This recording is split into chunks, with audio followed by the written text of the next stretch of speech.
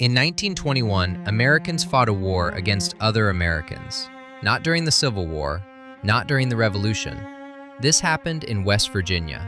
Private planes dropped homemade bombs on U.S. citizens, and the federal government deployed troops to stop an armed uprising. Yet somehow, this story was almost erased from American history. This is the Battle of Blair Mountain, the largest armed uprising on American soil since the Civil War.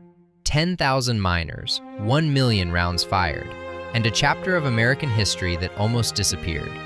To understand why thousands of miners took up arms, you have to understand what life was like in the West Virginia coal fields. You didn't just work for the coal company, you lived inside the coal company's world. Many miners were paid partly in company scrip instead of cash, money that could only be spent at company-owned stores. They lived in company houses, their children attended company schools. The company often owned the land they would eventually be buried in. A miner might earn just $3 to $5 a day while working 10 to 12 hours underground in some of the most dangerous conditions in America. Thousands of miners died in accidents during this era, and if you tried to organize a union, you could be blacklisted, evicted, beaten, or worse. The coal operators had their own private army, the Baldwin Felts Detective Agency.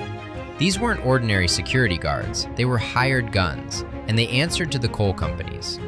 In Logan County, West Virginia, there was a sheriff named Chafin. Although elected by the people, he was heavily funded by coal operators and fiercely opposed unions. He called Logan County the Free State of Logan.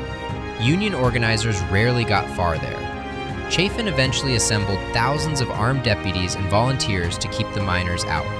Then came Sid Hatfield. Hatfield was the police chief of the small town of Matewan and one of the few lawmen willing to stand with the miners.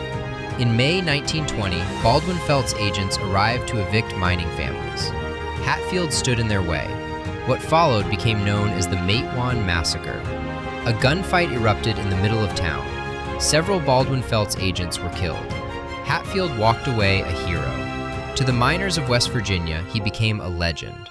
Then, in August 1921, Baldwin Felts agents confronted Hatfield outside the McDowell County Courthouse and shot him dead in front of his wife.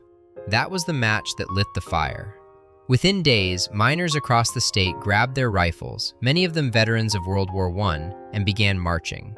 By the time they reached the base of Blair Mountain, somewhere between 10 and 15,000 miners had joined the movement, armed, organized, and furious. What happened next would become the closest thing America has seen to a second civil war since the 1860s. And there's one part of this story that rarely gets mentioned. This army was racially integrated. Black miners, white miners, Italian immigrants, Hungarian immigrants, men from different backgrounds fighting side by side. In 1921, in the American South. That fact alone deserves a place in every history textbook. Chafin's forces dug into the ridgelines of Blair Mountain. What followed was 5 days of open warfare. Machine guns, trenches, sniper fire, an estimated 1 million rounds were fired across the mountains of West Virginia. Then came something even more shocking. Private aircraft hired by anti-union forces dropped homemade bombs and tear gas devices onto the miners below. It remains one of the few times aerial bombs have been used against civilians during a domestic conflict in American history. As the fighting intensified, President Warren G. Harding sent federal troops and military aircraft into the region. The message was clear: the uprising was over. Most of the miners refused to fire on U.S. soldiers. One by one, they laid down their weapons. More than 1,000 miners were indicted on charges ranging from murder to treason against the state of West Virginia. The labor movement in the region was devastated. Union membership collapsed and wouldn't recover for more than a decade. The man accused of leading the march, Bill Blizzard, stood trial for treason. He was acquitted. But by then, the movement had already been broken. So why isn't the Battle of Blair Mountain taught in every American history class? Because nobody involved had much reason to keep the story alive. The government didn't want to highlight an armed labor war that required federal troops. The coal companies didn't want the miners remembered as martyrs, and the miners lost. History often remembers the winners.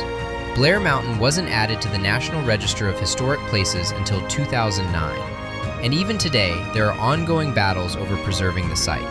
10,000 Americans took up arms against corporate power and what they saw as government corruption. They were defeated, They were nearly forgotten, and the mountain they fought on is still being fought over more than a century later. That's the part that should keep you up at night.